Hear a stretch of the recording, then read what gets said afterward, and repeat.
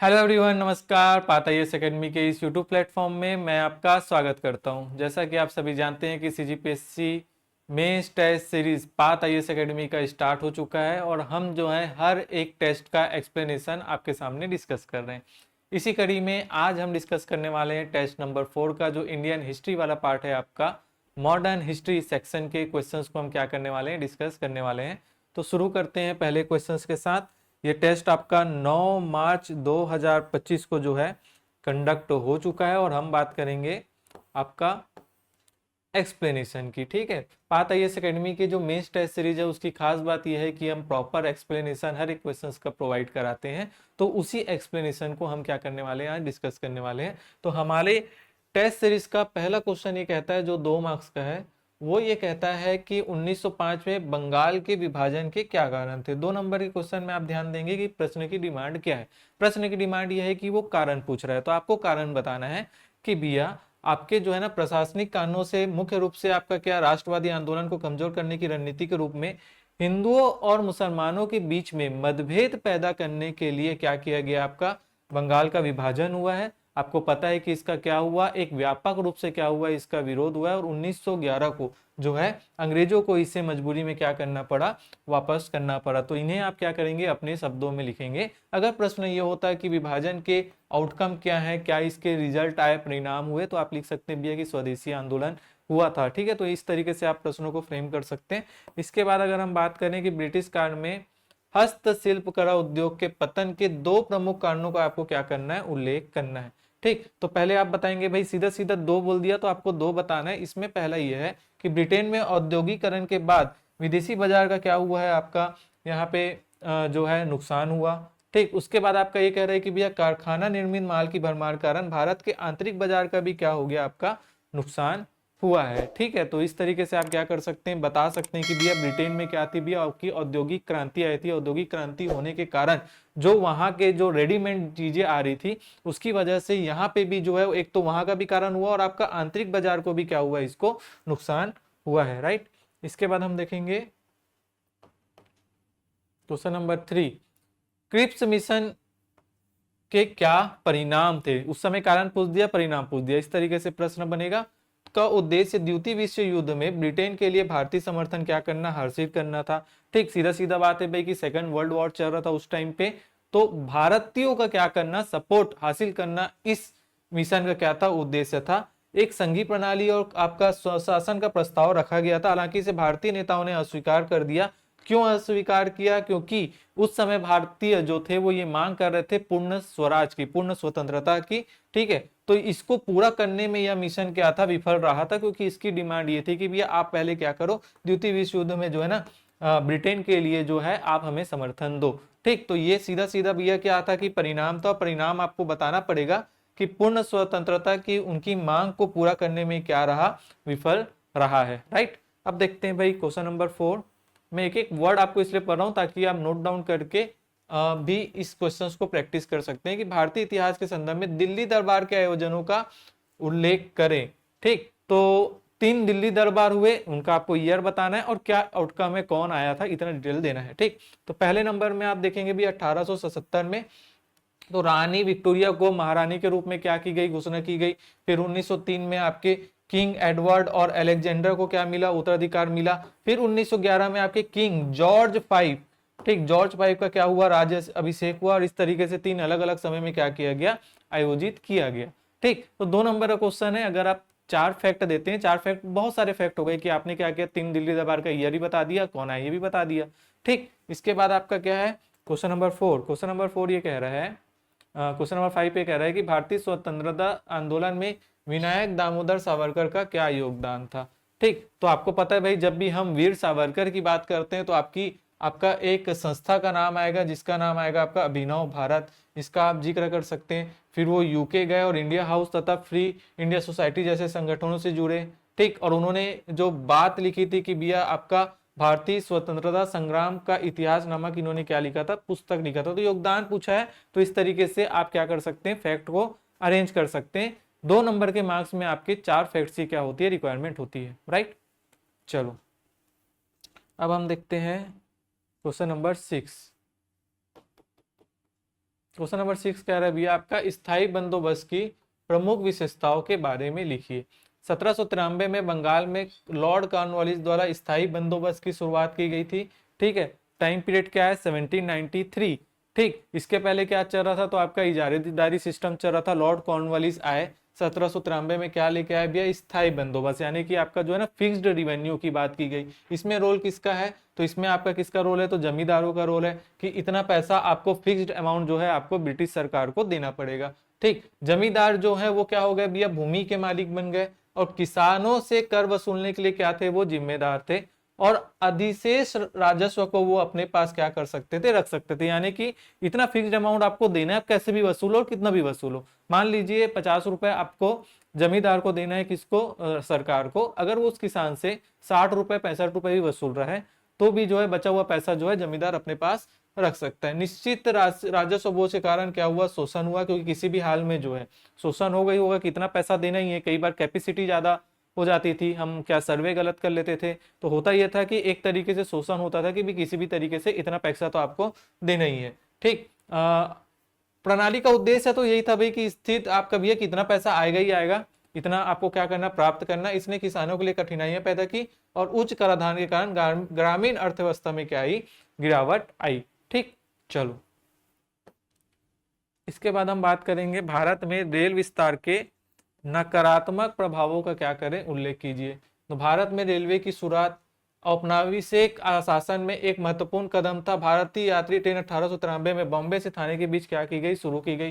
भारत के राजनीतिक, सामाजिक और आर्थिक क्षेत्रों में कई नकारात्मक प्रभाव आपको देखने को मिले। अब यहाँ से प्रश्न चालू हो रहा है। तो पहला किया गया है कि सेना की आसान लामबंदी के कारण स्थानीय विद्रोह और राष्ट्रवादियों के व्यापक दमन और मानव जीवन की क्या हुई, यहाँ पे हानि हुई, पहला पॉइंट। दूसरा पॉइंट बोल रहा है कि इसने औपनिवेशक कंपनियों को देश के भीतरी इलाकों में और अधिक गहराई तक शोषण करने की अनुमति यानी कि परमिशन दे दी, जो अब तक औपनिवेशिक शासन के क्या था, विनाशकारी प्रभाव से बाहर है, 2 पॉइंट। तीसरा पॉइंट बोल रहा है कि इसने स्थानीय और क्षेत्रीय केंद्रों में विऔद्योगिकरण की समस्या को और बढ़ा दिया, जैसे भारतीय जनता की बेरोजगारी और दरिद्रता क्या हो गई, बढ़ गई। भाई आपका क्या हुआ, रेल विस्तार किया गया, रेल विस्तार किया गया तो कनेक्ट हो गया आपका, ठीक है, बाकी कंट्रीज। अब वहां से क्या हो रहा है, दूसरे देशों में औद्योगिकरण है, तो रेडीमेड माल आ रहे हैं, यहाँ आ रहे हैं। तो यहाँ पे जैसे हमने देखा कि हस्तशिल्प उद्योग इफेक्ट हुआ था, यहाँ की इंडस्ट्री इफेक्ट हुई, तो अब इंडस्ट्री इफेक्ट होगी तो क्या होगा, आपका बेरोजगारी बढ़ेगी, राइट। तो ये आपका क्वेश्चन हो गया। फिर आपका बात कर रहा है क्वेश्चन नंबर 7, बालिका शिक्षा को बढ़ावा देने के लिए शिक्षित महिलाओं की भूमिका की क्या करना है, आपको चर्चा करना है। तो 1880 के दशक में कई महिलाओं ने प्रवेश लिया, शिक्षक, नर्स, डॉक्टर जैसे व्यवसाय में प्रशिक्षण प्राप्त किया। ना तो सिर्फ खुद क्या हुए, शिक्षित हुए, आत्मनिर्भर हुए, बल्कि बाकियों को भी इन्होंने क्या किया, आत्मनिर्भर किया। किसके थ्रू, तो जागरूकता के थ्रू, जागरूकता अभियान इन्होंने चलाया। अब इसमें देखते हैं कि भाई कैसे। ठीक है, तो अब एक एक का नाम लेंगे। तो मुमताज अली ने महिलाओं की शिक्षा के पक्ष में तर्क देने के लिए कुरान की आयतों का क्या किया, पुनर्व्याख्या किया। ठीक, इन्होंने क्या किया, अब रिलीजियस टेक्स्ट का सहारा लिया, और उसमें बताया भी है कि इसमें ये बताया गया है, आपका इल्म की बात की गई है, इसमें आपको एजुकेशन की बात की गई है। इस तरीके से क्या किया गया, अवेयर किया गया, जो जागरूकता फैलाने की बात थी। ठीक है, भोपाल के बेगम ने लड़कियों को शिक्षित करने के लिए अलीगढ़ में कई स्कूल क्या किए, शुरुआत किए। बेगम रुकैया सखावत हुसैन ने पटना और कलकत्ता में क्या किया, स्कूल शुरू किए। एक एक नाम आप देख सकते हैं। सबसे इंपॉर्टेंट इसमें यह भाई कि ज्योतिबा फूले की पत्नी आपकी कौन, तो सावित्री फूले ने लड़कियों को शिक्षित करने और उन्हें व्यावसायिक पाठ्यक्रम में से प्रशिक्षित करने के लिए क्या किया, स्कूल की शुरुआत की। बहुत ज्यादा इंपॉर्टेंट है, जब भी बालिका शिक्षा की बात आएगी तो इसे आप बहुत अच्छे से हाईलाइट कर सकते हैं, सावित्री बाई फूले को। इसके बाद आपका पंडिता की उपाधि पाने वाली पहली महिला पंडिता रमाबाई सरस्वती ने बालिका शिक्षा के लिए क्या किया, आवाज उठाया। ठीक, तो इस तरीके से आप अपने आंसर्स को क्या कर सकते हैं, फ्रेम कर सकते हैं। इसके बाद आपका अगला प्रश्न कह रहा है, भारतीय स्वतंत्रता आंदोलन में लाला लाजपत राय का क्या क्या योगदान था, लाला लाजपत राय। ठीक है, साइमन कमीशन से रिलेटेड अगर आपने पढ़ा होगा तो लाला लाजपत राय भारतीय स्वतंत्रता संग्राम के प्रमुख नेता थे। उन्होंने पंजाब राष्ट्रीय कांग्रेस में महत्वपूर्ण भूमिका निभाई थी। तो एक बता दिया भाई कि क्या थे, ये कांग्रेस के सदस्य थे। उसके बाद इन्होंने क्या था, सामाजिक सुधार और राष्ट्रवाद को बढ़ावा देने के लिए काम किया। 1928 में आपका साइमन कमीशन आता है, ठीक, सभी को पता है। जब साइमन कमीशन आता है उसका विरोध प्रदर्शन करते हैं और वहां पे लाठी चार्ज में उनके सर में क्या पड़ जाता है, लाठी पड़ जाता है और गंभीर रूप से घायल हो जाते हैं, उनकी क्या हो जाती है, डेथ हो जाती है। ठीक, असहयोग आंदोलन सहित विभिन्न आंदोलन में राय की सक्रियता और नेतृत्व के कई लोगों से प्रेरित किया और उन्हें ब्रिटिश औपनिवेशिक शासन के खिलाफ प्रतिरोध का प्रतीक बना दिया। कैसे बना दिया भाई, हम पता है ना, भगत सिंह जो है इनकी डेथ के बाद ही जो है बहुत ज्यादा गुस्सा हो जाते हैं और जो है हत्याएं करना चालू कर देते हैं। तो यहाँ आपको ये पता चलता है कि भैया इनका योगदान जो था बहुत था, और ये पॉइंट आपको जरूर याद करना है कि साइमन कमीशन और कांग्रेस के सदस्य थे। ठीक, अगला आपका आएगा 1833 के चार्टर अधिनियम में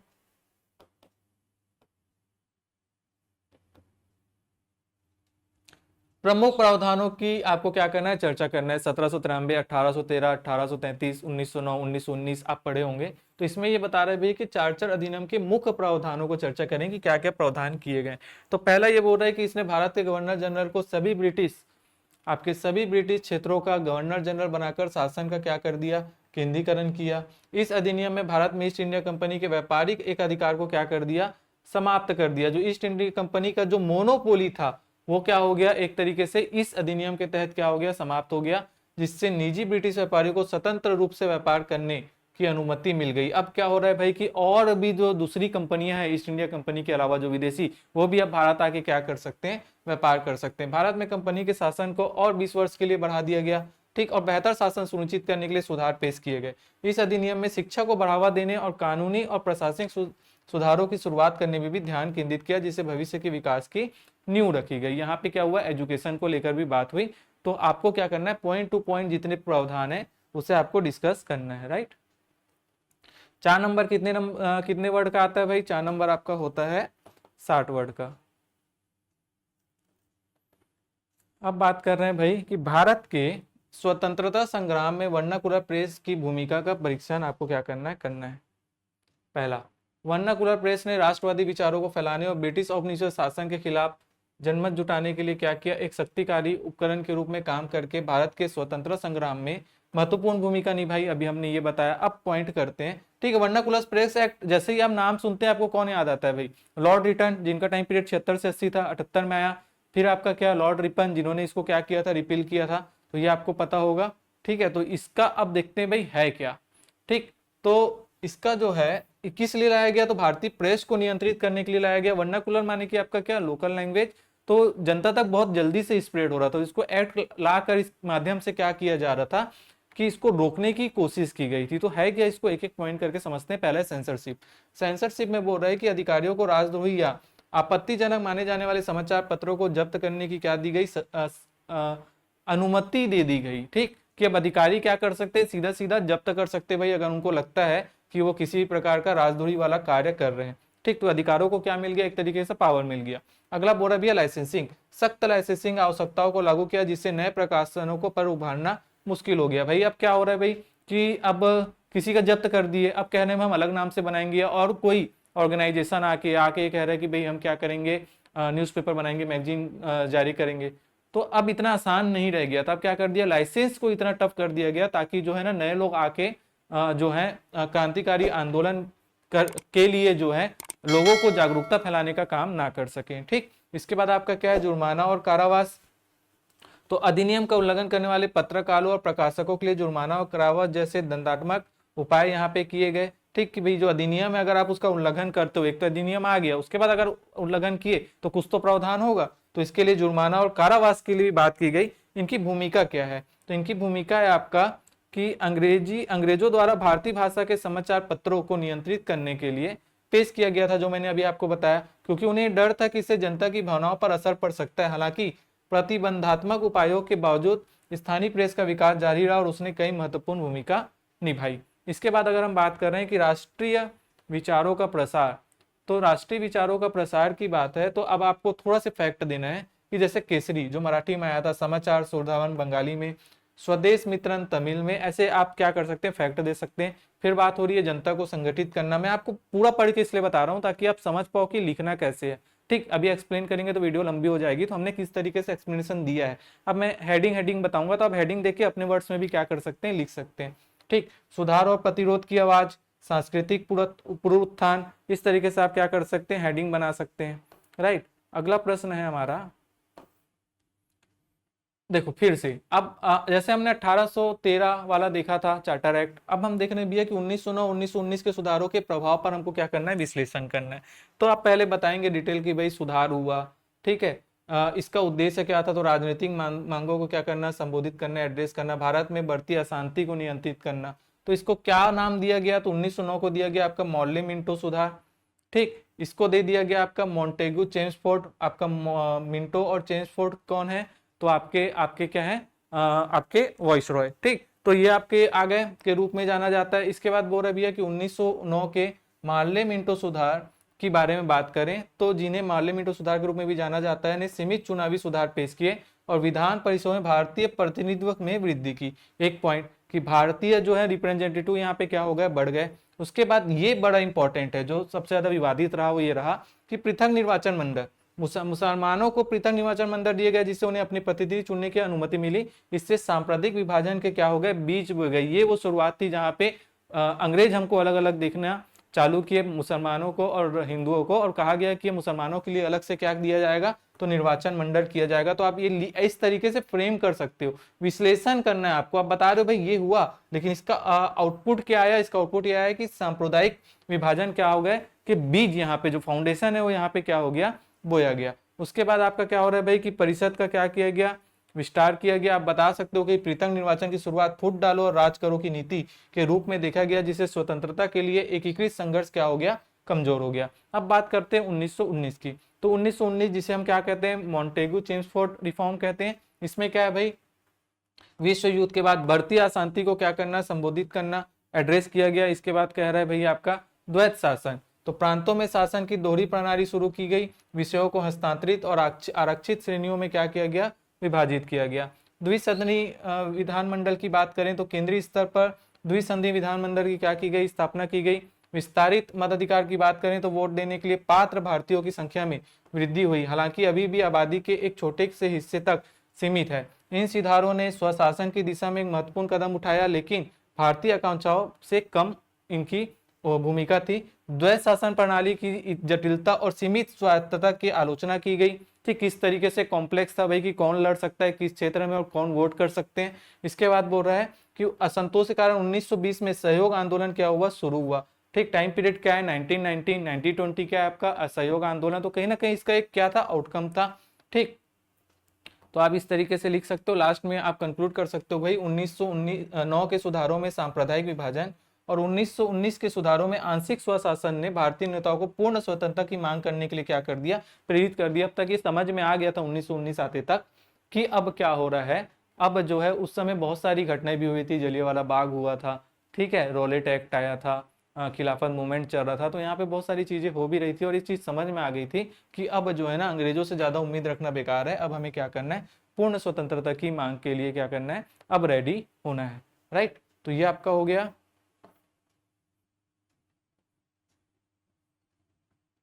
अब ये बोल रहा है भाई कि आधुनिक वस्त्र उद्योग के विकास का क्या करना है, आपको वर्णन करना है। तो आपको अब पूरा फैक्ट देते हुए चलना है कि पहला कारखाना 1854 में बंबई में स्थापित किया गया। ठीक, अहमदाबाद और कानपुर में भी स्थापित किए गए। भारतीय मिलों में ब्रिटिश आयतिश कपड़े के प्रतिस्पर्धा करनी पड़ी और उन्हें औपनिवेशिक सरकार द्वारा किसी भी तरह के संरक्षण से क्या कर दिया गया, वंचित कर दिया गया। इसके बाद बोल रहा है कि वित्त की हमेशा कमी रहती थी, क्योंकि अधिकांश वित्तीय घरानों पर अंग्रेजों ने क्या कर लिया था, नियंत्रण कर लिया था। प्रथम विश्व युद्ध तक भारतीय कपड़ा उद्योग का विकास धीमा था। प्रथम विश्व युद्ध ने भारतीय कपड़ा माल की मांग को बढ़ा दिया, क्योंकि ब्रिटिश निर्यात क्या हो गया, बाधित हो गया। ये आप बता सकते हो बहुत अच्छे से कि भैया मैं पहले बताया था कि औद्योगिकरण हुआ तो यहाँ पे इफेक्ट हुआ, लेकिन जब वर्ल्ड वॉर चल रहा था तो ब्रिटिश जो है बहुत ज्यादा इंपोर्ट एक्सपोर्ट में फोकस नहीं कर पा रहे थे और किसी ना किसी तरीके से उनकी जो प्रणाली थी ट्रेड करने की वो इफेक्ट हुई थी। इस वजह से क्या हुआ कि जो भारतीयों का जो कपड़ा, जो लोकल कपड़े थे, ठीक है, वस्त्र थे, वस्त्र उद्योग क्या हुआ, हमारा यहाँ पे ग्रो हुआ। ठीक, राष्ट्रीय संघ ने भारतीय वस्त्रों के विकास को गति दी। लंबे समय के बाद भारतीय उद्योगपतियों की कुछ मांगों को मान लिया गया। ठीक है, जैसे हम देखें कि भाई 1905 में क्या हुआ, बंगाल विभाजन हुआ। उसके बाद क्या है, स्वदेशी आंदोलन आया, तो हम कहने लगे भैया कि स्वदेशी, ठीक है, हम भारत भारत बाहर के जो है जो वस्तु हैं उसका हम क्या करेंगे, इस्तेमाल नहीं करेंगे। तो यहाँ पे जब हम अपने देशों के बनाए हुए कपड़ों का जब हम इस्तेमाल करेंगे तो उनका क्या होगा, डेवलपमेंट होगा। तो ये भी एक इंपॉर्टेंट रोल था। ठीक, फिर बात करेंगे आपका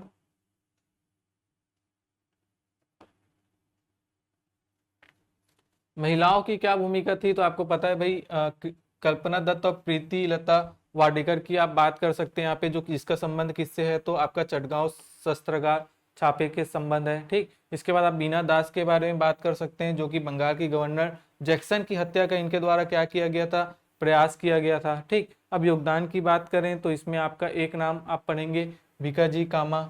ठीक है, भिकाजी कामा क्या है भाई कि 1907 में जर्मनी के जो स्टटगार्ट में अंतर्राष्ट्रीय समाजवादी सम्मेलन में भारतीय द्वारा जिन्होंने क्या किया था, फैलाया था। फिर दुर्गावती देवी 1928 में जो पूरी कहानी चलती है भगत सिंह की, ठीक है, आपका कौन सा, तो सॉन्डर्स की हत्या के बाद भगत सिंह राजगुरु को भगाने में इन्होंने क्या की थी, मदद की थी। ठीक, आप भगवती चरण वोरा का नाम सुने होंगे, भगवती चरण वोरा, ठीक, जो फिलोसॉफी ऑफ बम लिखे, तो ये उनकी वाइफ थी और इन्होंने क्या किया था, इनको जो है भगाने में मदद की थी। पूरी एक स्टोरी चलती है, इसको कभी हम लेकर चर्चा करेंगे कि ट्रेन में जाते हैं भगत सिंह जो है, वहीं पे जो है गोल टोपी लगाते हैं।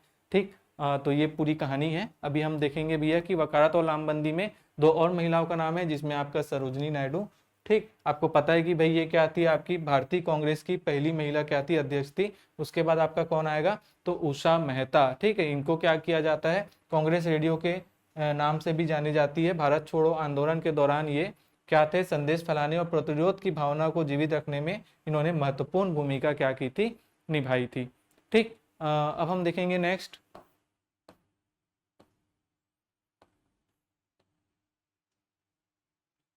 ठीक, क्या कह रहा है भाई, असहयोग आंदोलन ने स्वतंत्रता संग्राम में एक नया अध्याय शुरू किया, समझाइए। ठीक है, तो क्या था भाई कि बहुत इंपॉर्टेंट है असहयोग आंदोलन। कैसे, तो आपके लोकप्रिय भागीदारी, सभी वर्ग के लोग, किसान भी जुड़े, आदिवासी भी जुड़े, श्रमिक भी जुड़े, महिलाएं भी जुड़े, छात्र भी जुड़े, और हर पेशेवर के लोग इसमें क्या थे, शामिल थे। यूपी जो कि अवध में एका आंदोलन और किसान सबूरा आंदोलन चालू हुआ, साउथ में भी चालू हुआ, पंजाब में अकाली आंदोलन चालू हुआ। ठीक है, केरल का आपको पता है भाई मोपेला बहुत ही फेमस विद्रोह है। ये सब को आप क्या है, इसके समांतर आंदोलन के रूप में हम क्या कर सकते हैं, देख सकते हैं। इसके बाद बोल रहा है हिंदू मुस्लिम एकता की यहाँ पे बात की गई। ठीक है, कि सबसे महत्वपूर्ण विशेषता थी जो बाकी आंदोलन में हो गई थी, असहयोग आंदोलन ने जनता में राष्ट्रवाद की भावना को सफलतापूर्वक गहरा किया और उनका राजनीतिकरण क्या किया, सुरक्षित किया।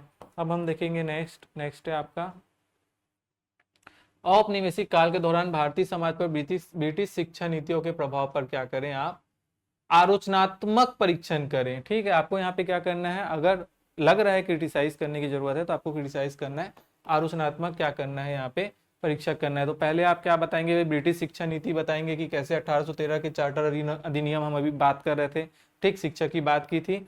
ठीक है, 1835 में क्या आ गए भाई, लॉर्ड मेकारे, ठीक है, इनकी बात होने लग गई। फिर 1854 में वुड डिस्पैच ने आधुनिक, तो अभी आप बताएं कि किस तरीके से अंग्रेज जो है ना शिक्षाओं पे पॉलिसीज बना रहे हैं। ठीक है, फिर आपका सकारात्मक प्रभाव आप बता सकते हैं भाई कि पश्चिमी ज्ञान और आधुनिक शिक्षा की भी भाई जरूरत है। ठीक, और आपका क्या है भाई कि राजनीतिक जागरूकता और आपका सुधार आंदोलन, जब आप पढ़ेंगे समझेंगे तो आपका क्या होगा, राजनीतिक पॉलिटिकल आपको समझ में आएगी और आप सुधार आंदोलन पे भी जा सकते हैं। जिस तरीके से आप एग्जाम्पल दे सकते हैं राजा राम मोहन रॉय का, क्योंकि पढ़े लिखे व्यक्ति थे, तभी वो जो स्वामी विवेकानंद थे, इस टाइप के लोग बहुत पढ़े लिखे थे और इन्होंने क्या किया था, सामाजिक आंदोलन पे पार्टिसिपेट किया था। उसके बाद आपकी बात हो रही है आलोचना की, तो आलोचना यही प्रश्न की डिमांड थी, स्वदेशी आवश्यकताओं पर औपनिवेशिक हित नीतियों को मुख्य रूप से ब्रिटिश हितों की सेवा करने के लिए क्लर्कों का एक वर्ग तैयार करने के लिए डिजाइन किया गया था।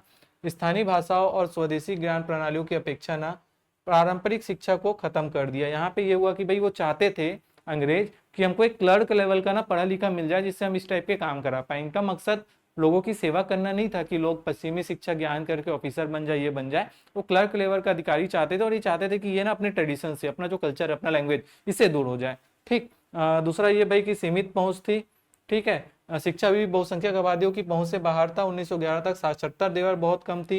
ये आपको एग्जांपल दे रहा है, जिसमें 5.2%। साक्षर का मतलब क्या होता है, जो सिर्फ पढ़ सकता है, पढ़ लिख सकता है, तो उसमें भी आपका कितना 5.2% आपका सिर्फ थे, तो कितने किस लेवल पे वो था।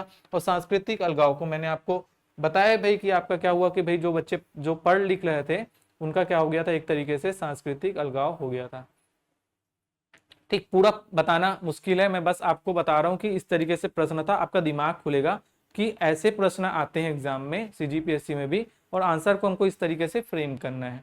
ठीक है, पढ़ाना मकसद नहीं है, आपको बताना कि आंसर राइटिंग कैसे करना। मैं हेडिंग आपको दे रहा हूँ, आपको एक आइडिया दे रहे हैं हम कि आपको क्या करना है, इस तरीके से आंसर को फ्रेम करना है। फिर भाई 1857 के विद्रोह के नेतृत्व और संगठन का आलोचनात्मक विश्लेषण करना है। विभिन्न नेताओं के बीच समन्वय की कमी ने विद्रोह के परिणाम को किस हद तक प्रभावित हुआ। आपको पता है भाई कि 1857 की जो क्रांति हुई थी, ठीक है, इस क्रांति इतनी बड़ी थी कि हो सकता है कि देश को आजाद हम 1857 में कर देते, लेकिन कुछ कमियां थी। किसकी कमियां थी? समन्वय की कमी थी। हम जिस डेट को बोले उसके पहले आंदोलन चालू हो गया, कोऑर्डिनेशन नहीं था, कौन कहां से कैसा अटैक करेगा।